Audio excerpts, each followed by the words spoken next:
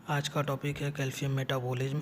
तो कैल्शियम का जो कंटेंट है हमारे बॉडी में एडल्ट मैन में वो 1 से 1.5 किलो होता है, 1.5 किलोग्राम होता है, जिसमें से 99% हमारे बोन में है, हड्डियों में है और टीथ में है, और 1% कहाँ पर है, ये हमारे स्केलेटल टिश्यू के बाहर है। स्केलेटल टिश्यू मतलब बोन से बाहर है। तो ये बाहर क्या कर रहा है, क्योंकि कैल्शियम को बहुत सारे हमारे बॉडी में फंक्शंस भी करने होते हैं। अब हम देखते हैं इनका डाइटरी रिक्वायरमेंट। तो डाइटरी रिक्वायरमेंट में जैसे हम लोग को एडल्ट मैन को और वुमेन को जो इसका डाइटरी रिक्वायरमेंट है वो 800 मिलीग्राम पर डे होगा। और प्रेग्नेंट वुमेन या लैक्टेटिंग वुमेन, क्योंकि ये कैल्शियम मिल्क में होता है, तो प्रेगनेंसी में और लैक्टेटिंग वुमेन को जो है ये काफ़ी ज़रूरत है, और उन्हें कितना चाहिए, 1500 मिलीग्राम रोज़ चाहिए। अब देखिए यहाँ पर हम इसे ग्राम में इसलिए नहीं लिखें क्योंकि हम लोग अभी जितना भी मिनरल का मेटाबॉलिज्म पढ़ रहे हैं सबको मिलीग्राम में ही पढ़ रहे हैं, नहीं तो हम इसे डायरेक्ट लिख सकते हैं 15 मिलीग्राम को 1.5 ग्राम पर डे, पर हमें मिलीग्राम में ही याद रखना है। सोर्स का बात करें, अब देखिए कैल्शियम कार्बोनेट देखेंगे, ये वाइट होता है, हमारा हड्डी भी वाइट है, हमारा दांत भी वाइट है, और तो सोर्स भी इसका क्या होगा, वाइट होगा। कहने का मतलब ये है कि ये जो सोर्स है मिल्क क्या है, वाइट कलर का है। और अच्छे सोर्स जो हैं इनके, जैसे कि एग भी वाइट होता है, तो ये भी क्या हो गया, गुड सोर्स हो गया। और ये बीन में होता है, मतलब राजमा और लीफी वेजिटेबल्स में। अब हम कैल्शियम के फंक्शंस को देखें तो ये क्या कराएगा, जैसे हमें पता है ये बोन और टीथ में है, तो वहाँ पे ये क्या कराता है, बोन का डेवलपमेंट कराता है, मसल्स का कंस्ट्रक्शन कराता है। जैसे सार्कोप्लाज्मिक रेटिकुलम में कैल्शियम भरा होता है मसल सेल्स में। अब ब्लड कोगुलेशन में ये 4 चांद लगाता है, 4 चांद मतलब ये फैक्टर 4 का काम करता है। अब ये नर्व का जो ट्रांसमिशन होता है, नर्व इम्पल्स को भी ट्रांसमिट करवाता है, और मेम्ब्रेन के परमेबिलिटी को बरकरार रखता है और फिर टूटने नहीं देता है। और उसके बाद ये एंजाइम को भी एक्टिवेट करेगा, जैसे कि हमारा लाइपेज हो गया, जैसे पैंक्रियाटिक जूस में लाइपेज है तो फिर वहाँ पर ये एक्टिवेट भी करता है एटीपेज को भी, और सक्सेनिक डिहाइड्रोजिनेज एंजाइम को भी ये क्या करेगा, एक्टिवेट करेगा। अब ये क्या करता है, कलमोडिलिन के साथ मिलकर एक दूसरे एंजाइम को एक्टिवेट करेगा तो ये क्या करेगा, कैल्शियम पहले कलमोडिलिन जो है कैल्शियम के साथ मिलकर एक कॉम्प्लेक्स बना लेगा, फिर एक दूसरे एंजाइम को एक्टिवेट करेगा, इसीलिए इसे हम क्या बोलते हैं, कैल्मोडिलिन मेडिएटेड एक्शन ऑफ कैल्शियम। अब यहाँ पे हम बात करेंगे कि कैल्शियम जो है इंट्रासेल्युलर मैसेंजर का भी काम करता है, पढ़ा होगा जैसे कैंप पढ़ा होगा हार्मोन में।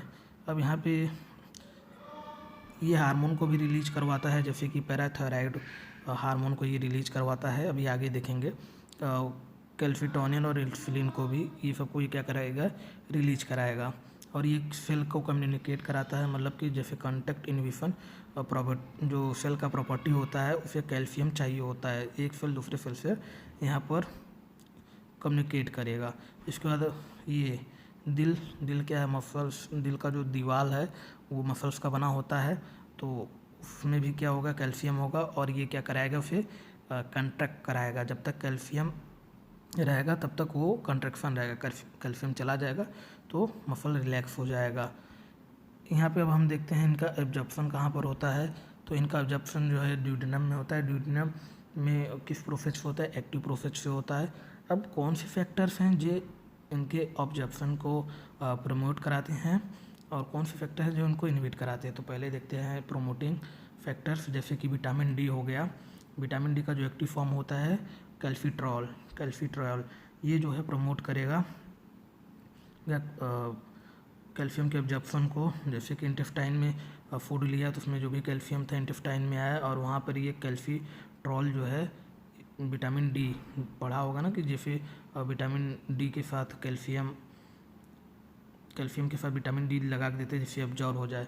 इसके बाद हार्मोन जैसे पीटीएच हो गया, तो ये देखिए ये जो पीटीएच मतलब पैराथायराइड हार्मोन, ये जो है कैल्शियम को एब्जॉर्ब कराएगा और कहाँ पे डालेगा, प्लाज्मा में डालेगा, पी से पी, ठीक है, मतलब ब्लड प्लाज्मा में।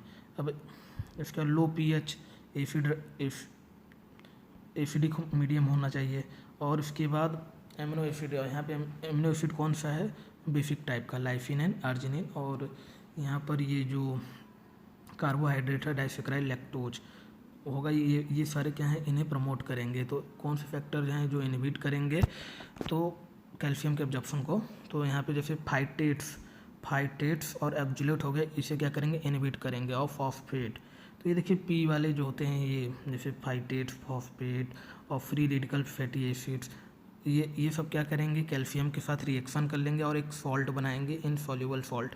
जब ये कैल्शियम के साथ ही रिएक्ट करके तो कैल्शियम अवेलेबल रहेगा नहीं, तो कैल्शियम का एब्जॉर्प्शन क्या होगा, हो ही नहीं पाएगा। तो ये इस तरीके से इनहिबिट कर देते हैं कैल्शियम को, एब्जॉर्प्शन को। और यहाँ पर ये एल्कलाइन कंडीशन, अब अगर ये प्रमोटिंग कौन है, एसिडिक है, तो एल्कलाइन कंडीशन क्या होगा, ये इनहिबिट करेगा कैल्शियम के एब्जॉर्प्शन को। अब यहाँ पे हम बात करते हैं प्लाज्मा कैल्शियम की।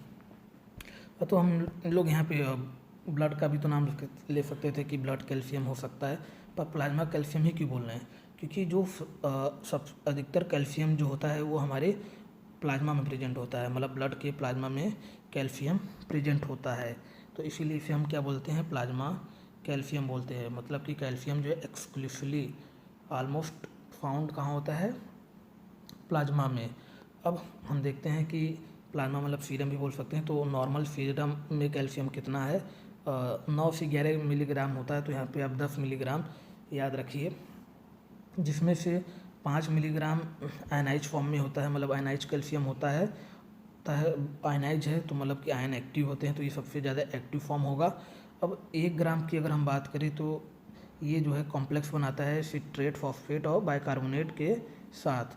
और ये जो 4 ग्राम है ये प्रोटीन के साथ बाउंड होता है, तो मतलब ये नॉन डिफ्यूजिबल होता है, ये अवेलेबल अभी नहीं रहेगा। तो अब इसी को हम पाई चार्ट में अगर बनाएं तो 5 को 50% कर सकते हैं, 4 को 40%, 1 को 10%। और इस तरीके से आप इन्हें 50% क्या कर दीजिए, आयनाइज कर दीजिए, 4% जो है एल्ब्यूमिन के साथ डाल दीजिए, 1% जो है ये कॉम्प्लेक्स, 10% जो है कॉम्प्लेक्स बना लेगा। अब हम यहाँ पे बात करेंगे होम्योस्टेसिस ऑफ कैल्शियम। तो होम्योस्टेसिस ऑफ कैल्शियम का मतलब ये है कि बॉडी में कैसे कैल्शियम का लेवल रेगुलेट होता है। तो यहाँ पे 3 हार्मोन्स हैं जो बॉडी में कैल्शियम को क्या करेंगे, रेगुलेट करेंगे। तो जैसे कि अभी विटामिन डी को बताया कि ये कैल्सिट्रॉल, ये कैसे जो है कैल्शियम का एब्जॉर्प्शन कराता है बॉडी में, क्योंकि विटामिन डी और कैल्शियम वहाँ से रिलेट कर सकते हैं। अब यहाँ पर पैराथायराइड हार्मोन, ये जो है पैराथायराइड हार्मोन पैराथायराइड ग्लैंड से आएगा, और ये जो है क्या करेगा, देखिए पी से पी याद रखिएगा, ये क्या करेगा, पैराथायराइड हार्मोन जो है सीरम में कैल्शियम लेवल बढ़ाएगा, मतलब कि प्लाज्मा में ये कैल्शियम की लेवल को बढ़ाएगा। और यहाँ पर कैल्सिटोनिन क्या करेगा, कैल्सिटोनिन जो है ये कैल्शियम को जो है प्लाज्मा में कम करेगा, मतलब कि ये बोन में ही इसको क्या कराएगा, रीअब्जॉर्प्शन कराएगा। तो यहाँ पे अगर हम देखें पैराथायराइड हार्मोन कहाँ कहाँ एक्ट करके प्लाज्मा में कैल्शियम का लेवल बढ़ा रहा है, तो एक हो गया बोन में ये क्या कराएगा, डीकैल्सिफिकेशन बोलिए या डीमिनरलाइजेशन बोलिए। और इसके बाद किडनी में ये रीनल ट्यूब्यूल से कैल्शियम का रीअब्जॉर्प्शन करा लेगा, और इंटेस्टाइन में इनडायरेक्ट तरीके से कराएगा, बताया था विटामिन डी के थ्रू कराएगा, वो भी कैल्सिट्रॉल, क्योंकि कैल्सिट्रॉल विटामिन डी का एक्टिव फॉर्म होता है। और कैल्सिटोनिन भी किस पे एक्ट करेगा, बोन पे करेगा और किडनी पे करेगा। और बोन में ये अब इसी का जस्ट अपोजिट करेगा जो पैराथायराइड हार्मोन किया था, ये बोन में क्या करा देगा, ये कैल्सिफिकेशन करा देगा, मतलब कि कैल्शियम को चुनवा देगा कहाँ पर, बोन में। और किडनी में ये क्या करेगा, कैल्शियम को का एक्सक्रीशन करा देगा, जिससे कि मतलब कैल्सिटोनिन का काम ये है कि सीरम में या प्लाज्मा से कैल्शियम लेवल को कम करना। तो इसलिए हम इसको बोल सकते हैं जो कैल्सिटोनिन है वो क्या है, वो एंटागोनिस्ट है किसका, पैराथायराइड हार्मोन का। और एक बात अभी मैंने बोला था कि जो है कैल्शियम का जो लेवल है वो कैसे रेगुलेट होता है। जैसे कैल्शियम है हमारे प्लाज्मा में, सीरम में है, अगर वहाँ पे उसका लेवल कम होगा तो पैराथायराइड हार्मोन रिलीज होगा। अगर कैल्शियम का लेवल हाई है तो ये क्या करेगा प्लाज्मा में, तो ये क्या करेगा पैराथायराइड हार्मोन को निगेटिव फीडबैक देगा। तो हम कहेंगे ये जो है कैल्शियम निगेटिव फीडबैक देता है किसको, पैराथायराइड हार्मोन को। अब इसी चीज़ को हम चाहे तो डायग्राम से भी दिखा सकते हैं। तो यहाँ पे ये एक डायग्राम है कि होम्योस्टेसिस कैसे हो रहा है कैल्शियम का। तो यहाँ पे देखिए प्लाज्मा में प्लाज्मा का जो कैल्शियम है, पैराथायराइड हार्मोन का काम क्या है, ये बोन से कैल्शियम को लाएगा, फिर किडनी से लाएगा, फिर इंटेस्टाइन से कैल्शियम को लाएगा। इंटेस्टाइन से कैसे आएगा, पहले विटामिन डी को जो है पैराथायराइड हार्मोन कैल्शिट्रॉल में चेंज करेगा, और फिर ये इंटेस्टाइन में जो कैल्शियम फूड लिए वहाँ से इसको एब्जॉर्ब करा देगा। तो अब ये तो अभी खाली पैराथायराइड हार्मोन का बात किए हैं। कैल्शिटोनिन क्या करेगा, इसको जस्ट उल्टा कर देगा, ये प्लाज्मा कैल्शियम को अपोजिट भेज देगा बोन में, और रीनल में क्या कर देगा, एक्सक्रीशन करा देगा। तो इस तरीके से पैराथायराइड हार्मोन और कैल्शिटोनिन मिलकर क्या करते हैं, कैल्शियम के लेवल को रेगुलेट करते हैं। कैल्शिटोनिन हार्मोन जो है ये कहाँ से आता है, पैराफोलिकुलर सेल से आता है, जो कि थायराइड ग्लैंड में प्रेजेंट होता है। अब यहाँ पे हम देखेंगे कैप रेशियो। अभी कैप रेशियो क्या है, कैल्शियम और फॉस्फेट का रेशियो है। ये अगर ये रेशियो काफ़ी इंपॉर्टेंट होता है कैल्सिफिकेशन ऑफ बोन, मतलब बोन को बनवाने के लिए ये कैप रेशियो काफ़ी इंपॉर्टेंट होता है। जैसे कि जो प्रोडक्ट ऑफ कैल्शियम और फॉस्फेट एडल्ट में कितना होता है, 50 होता है, चिल्ड्रन में 40 होता है। और अगर ये कैप मतलब ये जो प्रोडक्ट है कैल्शियम और फॉस्फेट का, अगर ये 30 से कम हो गया तो इससे क्या हो जाएगा, रिकेट्स हो जाएगा। अब हम बात करेंगे कैल्शियम से कमी से होने वाले डिजीजेज, मतलब कैल्शियम से रिलेटेड डिजीज कौन कौन से हैं। तो देखिए इसको आप याद करेंगे चोर से। सी से देखिए हो गया कैल्शियम, एच से हो गया हाइपोथायराइडिज्म, ओ से हो गया ऑस्टियोपोरोसिस, आर से हो गया रिकेट्स। सी से कैल्शियम, एच से हाइपरथायराइडिज्म, ओ से ऑस्टियोपेट्रोसिस, और आर से यहाँ पे क्या हो जाएगा, रीनल रिकेट्स। अब सभी डिजीज़ को बारी बारी से लेते हैं। देखिए पहले नाम से ही हमें पता चल जाएगा कि कौन सा डिजीज़ कौन से कंडीशन में क्या हो रहा है, और उसके बाद उसका कारण क्या है, अब उसमें हम कर क्या सकते हैं।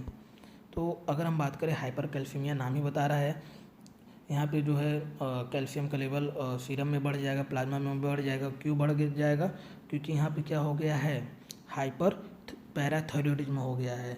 यहाँ पे क्या हो गया, हाइपर पैराथायराइडिज्म हो गया है। तो इससे क्या होगा पैराथायराइड ग्लैंड का एक्टिविटी बढ़ जाएगा, और जब पैराथायराइड ग्लैंड का एक्टिविटी बढ़ जाएगा मतलब ओवरऑल पीटीएच बढ़ गया, तो पीटीएच बढ़ जाएगा तो सीरम का कैल्शियम लेवल भी बढ़ जाएगा।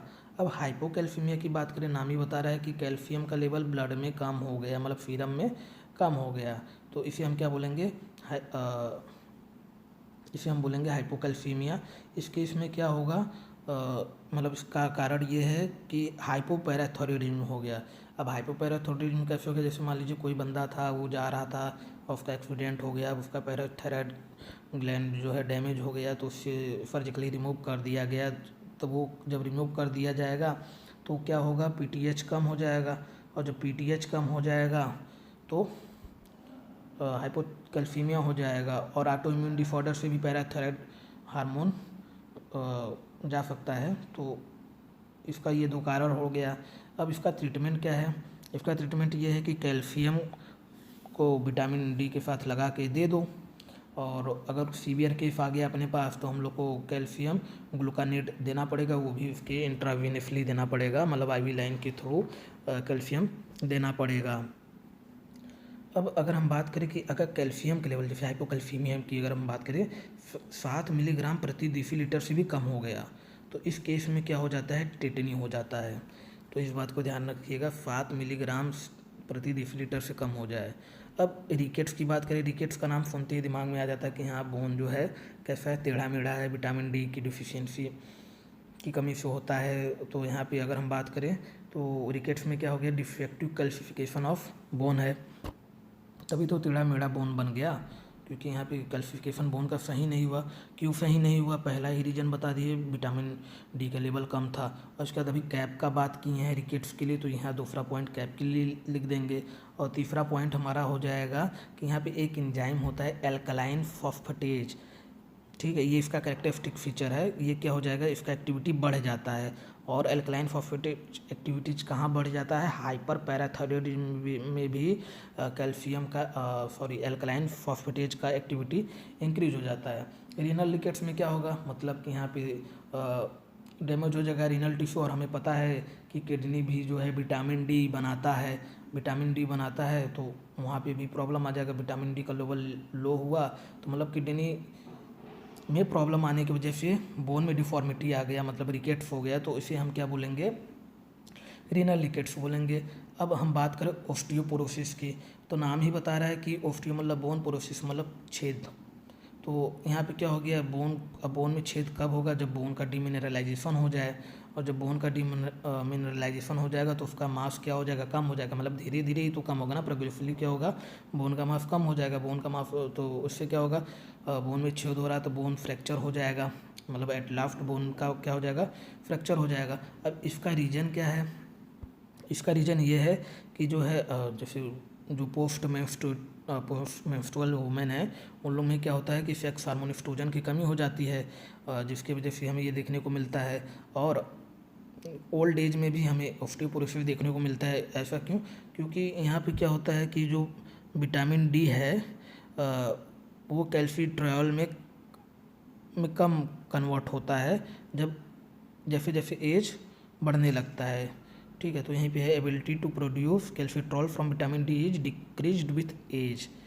अब यहाँ पे हम बात करें इसका ट्रीटमेंट क्या है, तो वही है कि एस्ट्रोजन लगा दो कैल्शियम के साथ और चला दो, तो इससे मुझे वुमेन में तो ये इधर हमारा ट्रीटमेंट हो जाएगा।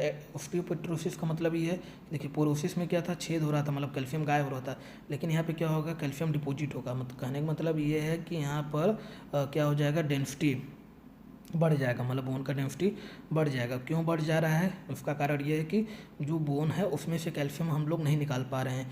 अब क्यों नहीं निकाल पा रहे हैं, क्योंकि डिफेक्ट किस में आ गया है, कार्बोनिक एनहाइड्रेज एंजाइम में आ गया है। और ये डिसऑर्डर हमें जो है मेनली यहाँ पे देखने को मिलता है, मतलब किसी सिसिटेड देखने को मिलता है, रीनल